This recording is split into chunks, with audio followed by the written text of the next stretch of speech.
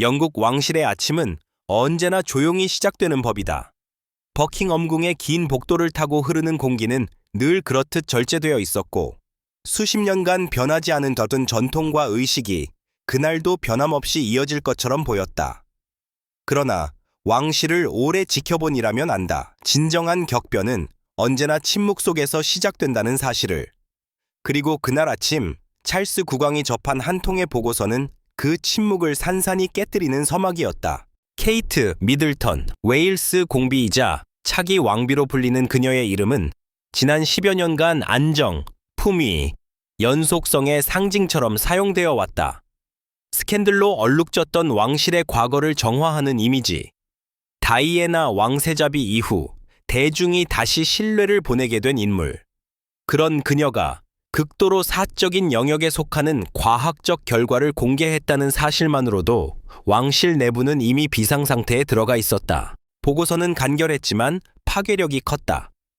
단 몇 장의 문서, 냉정한 데이터, 그리고 그 아래에 붙은 해석, 왕실의 혈통, 정체성, 그리고 수십 년간 봉인되어 왔다고 믿었던 질문 하나를 다시 수면 위로 끌어올리는 내용이었다. 찰스 국왕은 문서를 읽는 동안 여러 차례 시선을 멈췄다고 전해진다. 왕위 계승 문제를 넘어 이는 하나들의 기억 속에 남아있던 어머니의 이미지와 정면으로 충돌하는 사안이었기 때문이다. 다이아에나, 그녀의 이름은 여전히 왕실 안에서 조심스럽게 발음된다. 공식적으로는 역사 속 인물로 정리되었지만 비공식적으로는 아직 끝나지 않은 이야기다. 수많은 음모론과 추측, 그리고 대중의 집단적 기억 속에서 그녀는 단순한 왕세자비가 아닌 진실을 품은 존재로 남아있다. 케이트가 공개한 결과는 바로 그 기억의 심장부를 겨냥하고 있었다.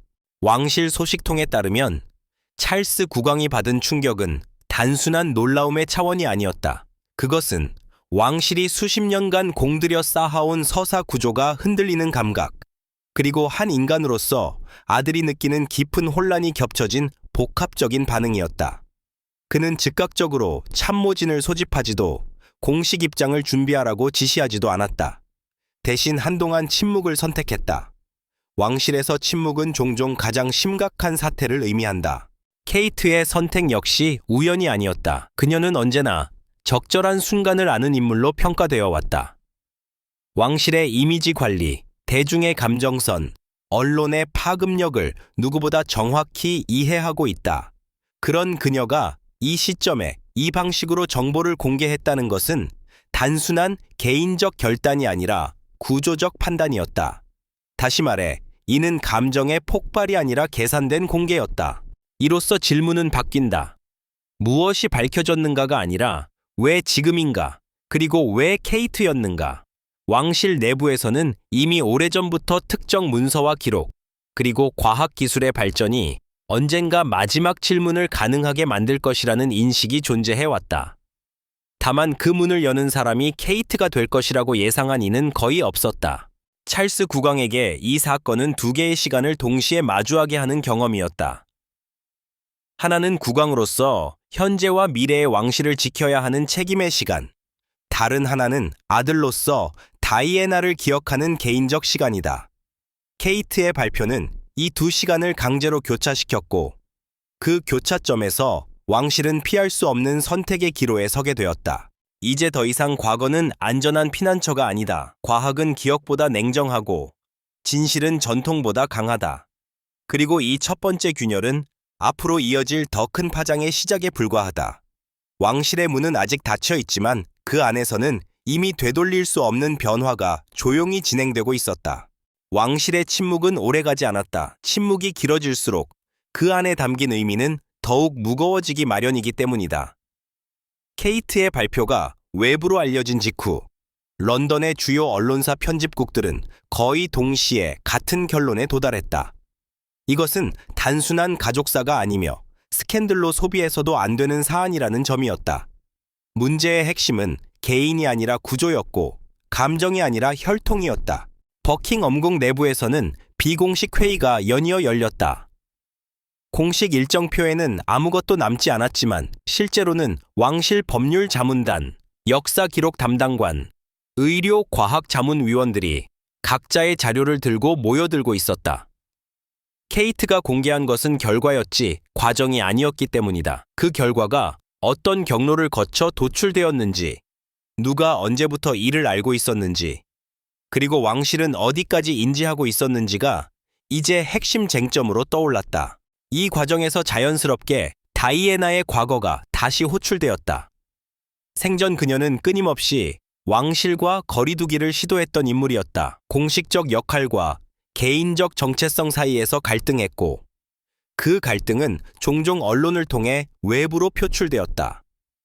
당시에는 감정적 불안정이나 왕실 적응 실패로 해석되었던 그녀의 행동들이 시간이 흐른 지금에 와서는 전혀 다른 의미로 재해석되기 시작했다. 케이트의 발표 이후 과거 다이애나의 인터뷰와 기록물들이 다시 검토되었다. 특히 진실은 언젠가 밝혀진다라는 식의 발언들은 이제 상징적 문장이 아니라 하나의 예고처럼 다뤄졌다.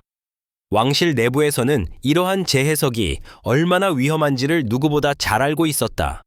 과거의 말과 현재의 과학적 결과가 연결되는 순간 이야기는 통제 불가능한 방향으로 흘러갈 수 있기 때문이다. 찰스 국왕은 이 모든 흐름을 보고받으면서도 극도로 개인적인 판단을 보류했다. 그는 언론을 통해 아버지로서의 입장도 국왕으로서의 논평도 내지 않았다. 대신 오래전부터 알고 지내던 극소수의 인물들과만 비공식 대화를 나눈 것으로 전해진다. 그 대화의 핵심은 단 하나였다. 이 진실이 왕실에 어떤 의미를 갖는가가 아니라 이 진실을 왕실이 감당할 수 있는가라는 질문이었다. 여기서 중요한 점은 케이트가 결코 단독으로 움직이지 않았다는 사실이다. 그녀의 발표는 개인의 용기를 강조하는 이야기로 포장되었지만 실제로는 다층적인 조율의 결과였다. 왕실 내부의 일부 인사들은 이미 오래전부터 통제된 공개가 불가피하다고 판단하고 있었다. 완전한 은폐는 더 이상 현실적인 선택지가 아니었고 누군가가 먼저 방향을 제시해야 했다. 그 역할을 맡기에 케이트만큼 적합한 인물은 없었다. 다이애나와 달리 그녀는 왕실의 규칙을 이해했고 대중의 정서를 계산할 줄 알았으며 무엇보다 감정적 언어보다 사실의 무게를 앞설 수 있는 인물이었다. 다시 말해 그녀는 폭로자가 아니라 전달자로 자리매김할 수 있었다. 이 차이는 왕실에게 결정적으로 중요했다. 언론 역시 미묘한 균형을 유지했다. 자극적인 표현들이 헤드라인을 채웠지만 본문에서는 신중한 어조가 유지되었다. 이는 왕실과 언론 사이에 형성된 오랜 암묵적 합의의 결과이기도 했다. 모두가 알고 있었다. 이 이야기를 너무 빠르게 소비해버리면 그 다음에 남는 것은 혼란뿐이라는 사실을. 그러나 대중의 반응은 달랐다. 특히 젊은 세대에게 이 사건은 왕실의 권위보다는 진실의 귀환으로 인식되었다.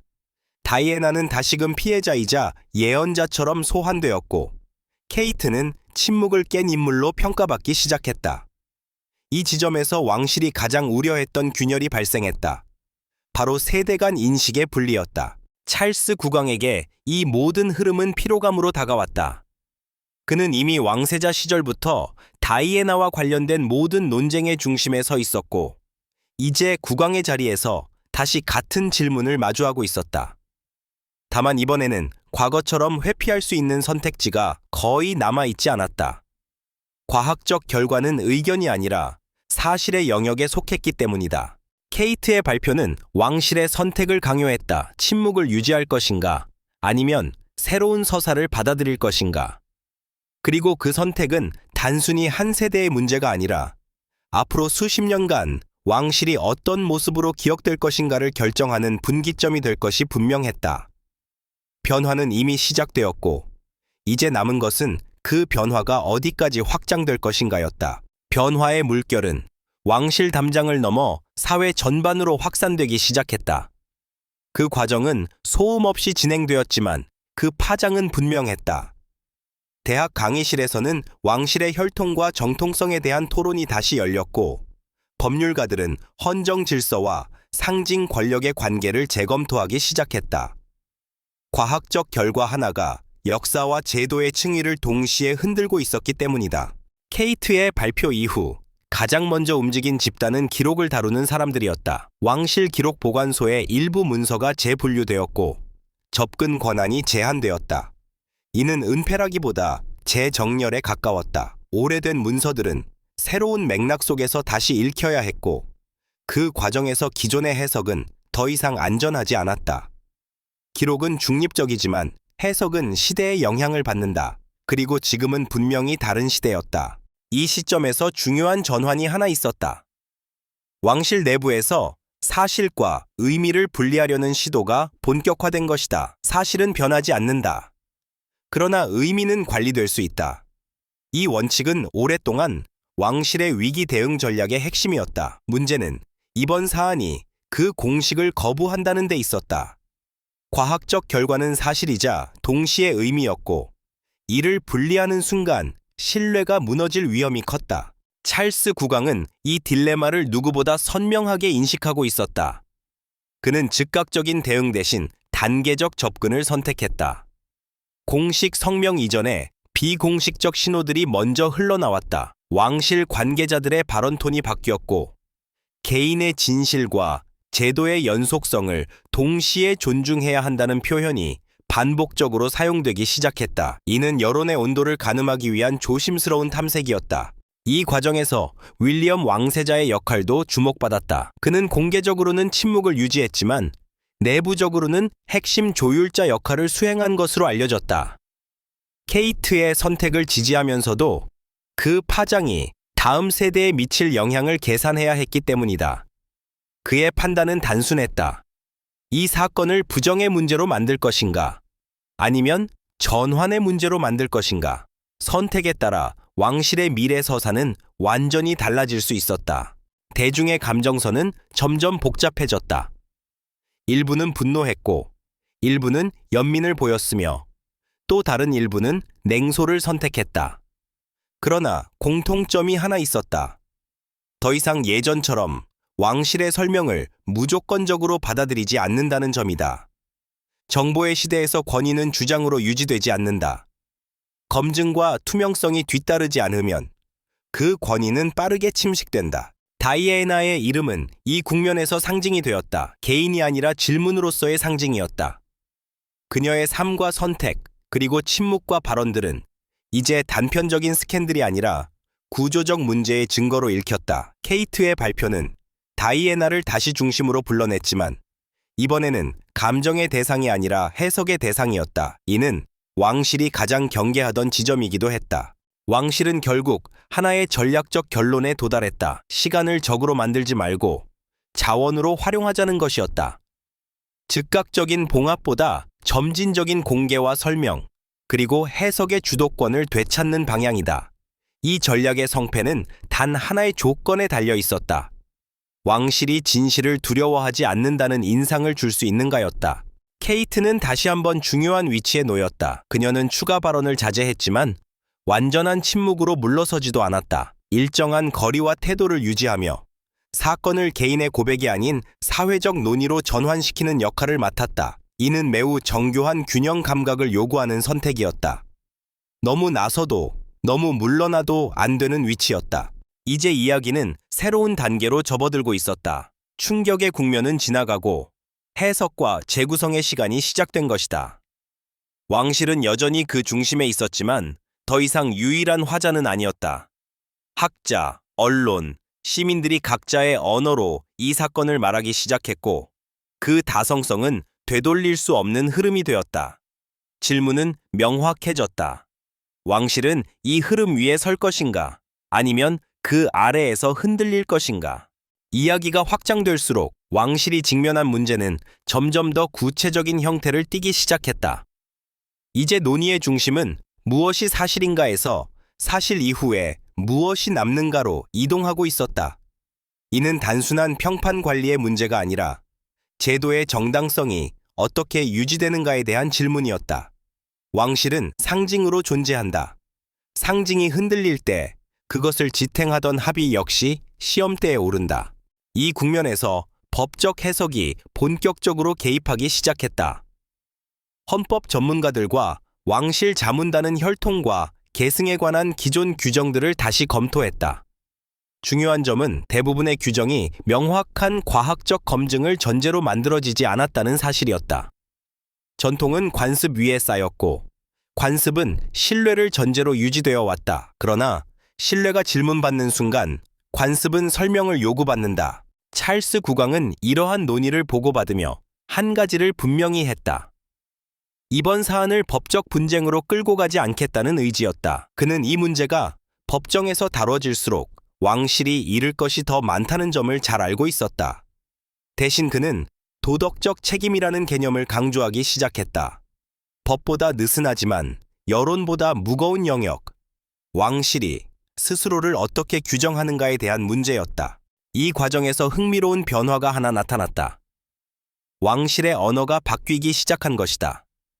과거에는 전통, 연속성, 의무가 핵심 키워드였다면 이제는 공감, 이해, 존중이라는 단어들이 공식 발언 속에 등장하기 시작했다.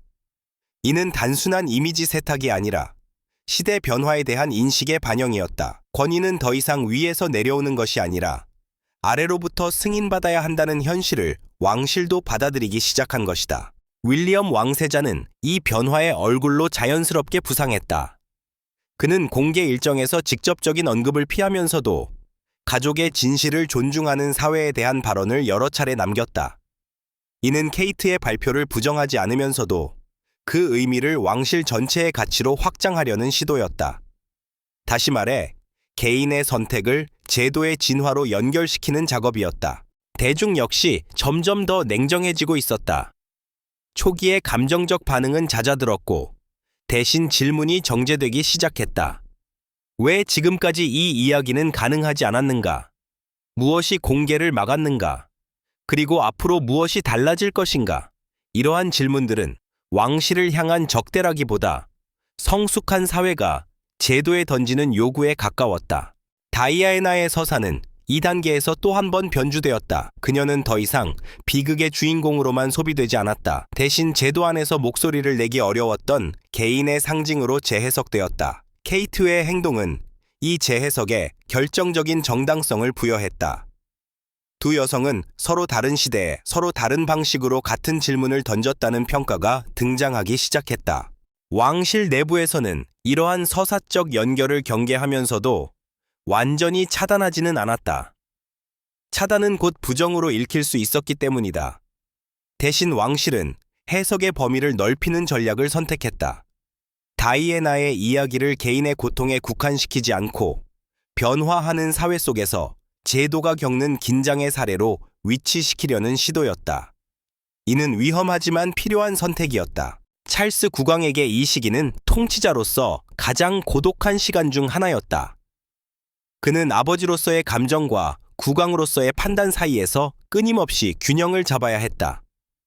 과거의 선택들이 현재의 질문으로 되돌아오는 상황에서 그는 더 이상 역사를 수정할 수 없다는 사실을 받아들여야 했다. 할 수 있는 것은 해석의 방향을 제시하는 것뿐이었다. 이제 사건은 명확한 결말을 향해 달려가고 있지 않았다. 오히려 하나의 장기적인 전환 과정으로 자리 잡고 있었다. 왕실은 여전히 존재했고 권위도 즉각적으로 무너지지 않았다.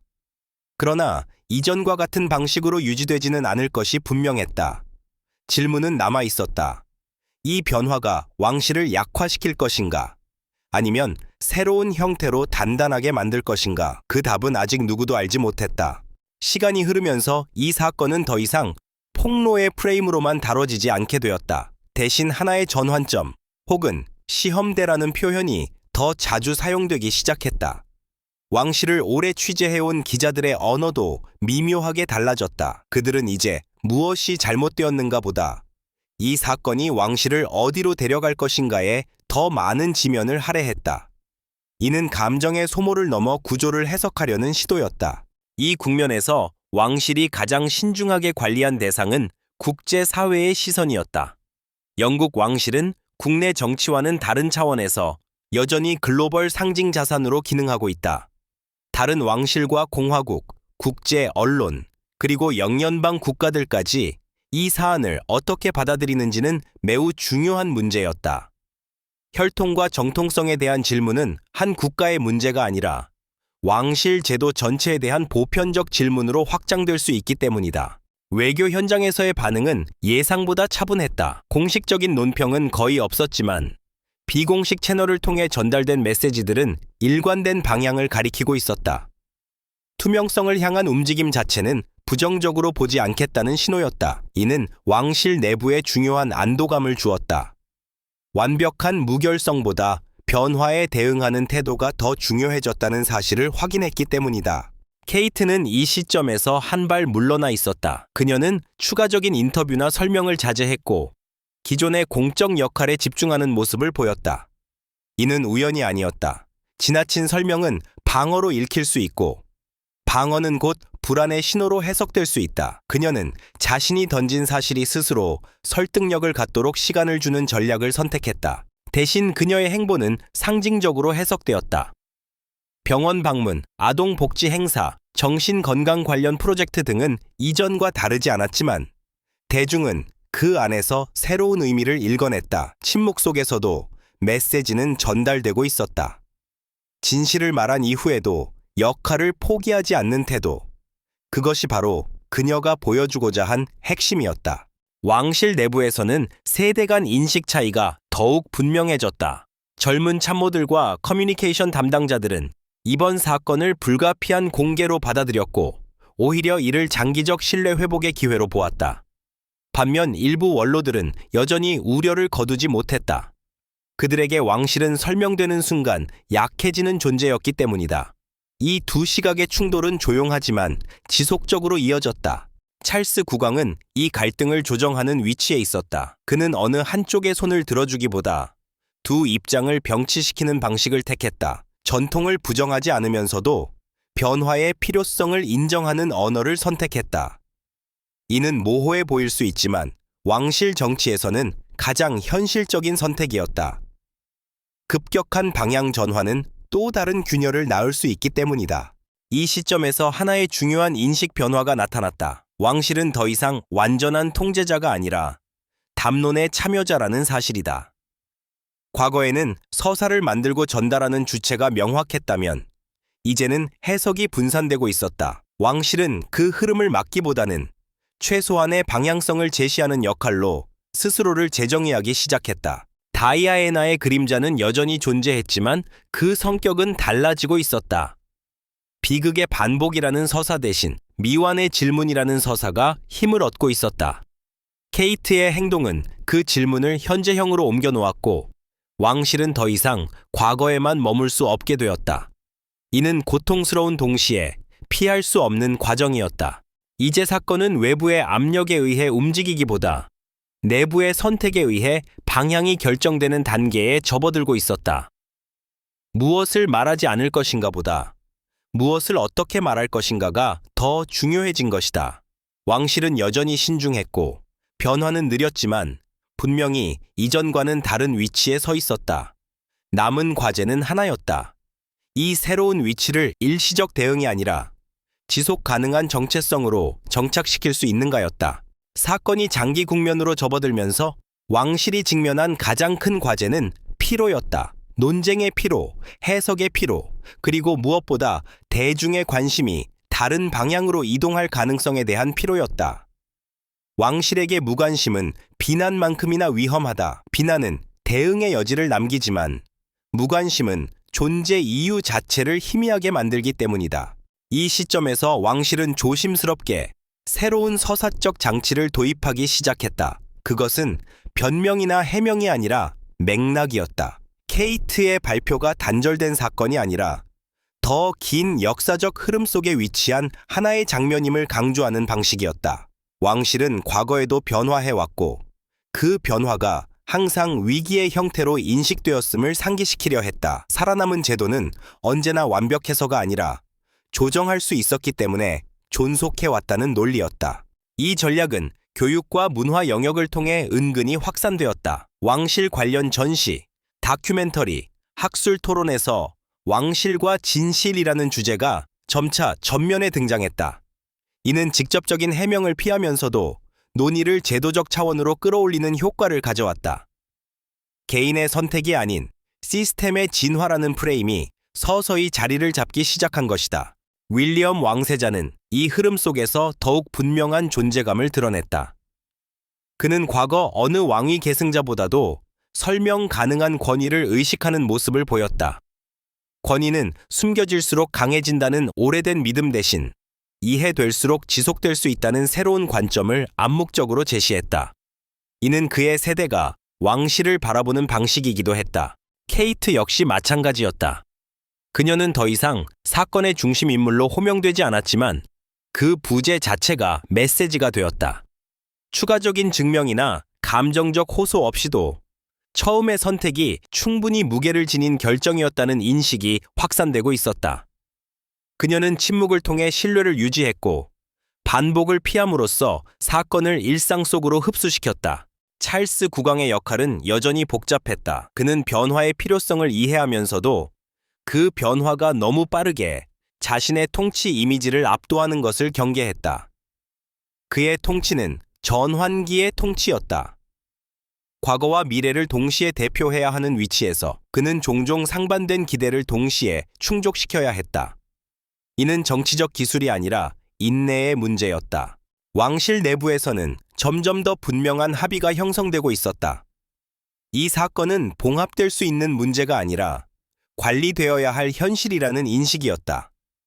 관리란 통제가 아니라 지속적인 조정과 소통을 의미했다. 왕실은 처음으로 완결을 목표로 하지 않는 위기 대응을 선택하고 있었다. 대중의 시선도 변하고 있었다. 일부는 여전히 의심을 거두지 않았지만 다수는 왕실의 태도를 관찰하는 쪽으로 이동했다. 무엇을 숨겼는가 보다 지금 무엇을 선택하는가가 더 중요해진 것이다. 이는 왕실에게 드문 기회이기도 했다. 과거의 판단보다 현재의 태도로 평가받을 수 있는 국면이 열렸기 때문이다. 다이아나의 이름은 이 단계에서 조용히 뒤로 물러났다. 그녀는 더 이상 논쟁의 중심이 아니라 배경으로 존재했다. 이는 망각이 아니라 정리였다. 감정의 상징에서 역사적 맥락으로 이동하는 과정이었다. 케이트의 선택은 그 이동을 가능하게 했고 왕실은 그 결과를 받아들이기 시작했다. 이제 남은 것은 방향의 고정이었다. 일시적인 개방이 아니라 원칙으로서의 투명성. 일회성 설명이 아니라 구조적 소통. 왕실은 여전히 느리게 움직였지만 그 움직임에는 이전과 다른 자각이 담겨 있었다. 더 이상 모든 것을 통제할 수 없다는 자각, 그리고 그 한계를 인정하는 것이 오히려 새로운 힘이 될 수 있다는 깨달음이었다. 이 깨달음이 지속될 수 있을지 아니면 또 다른 위기 앞에서 흔들릴지는 아직 알 수 없었다. 그러나 적어도 이 순간만큼은 왕실이 스스로를 다시 정의하려는 시도 속에 있었다. 마지막 국면에 이르러서야 이 사건은 비로소 하나의 형태를 갖추기 시작했다. 그것은 명확한 결론이나 선언으로 끝나는 이야기가 아니었다.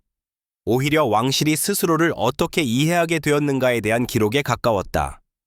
진실이 모두 밝혀졌는가의 문제가 아니라 진실 앞에서 어떤 태도를 선택했는가가 남는 순간이었다. 찰스 국왕은 결국 직접적인 방식이 아닌 상징적인 선택으로 자신의 입장을 드러냈다. 공식 연설에서 그는 특정 인물이나 사건을 언급하지 않았지만 제도는 신뢰 위에 존재하며 신뢰는 정직에서 비롯된다는 문장을 남겼다.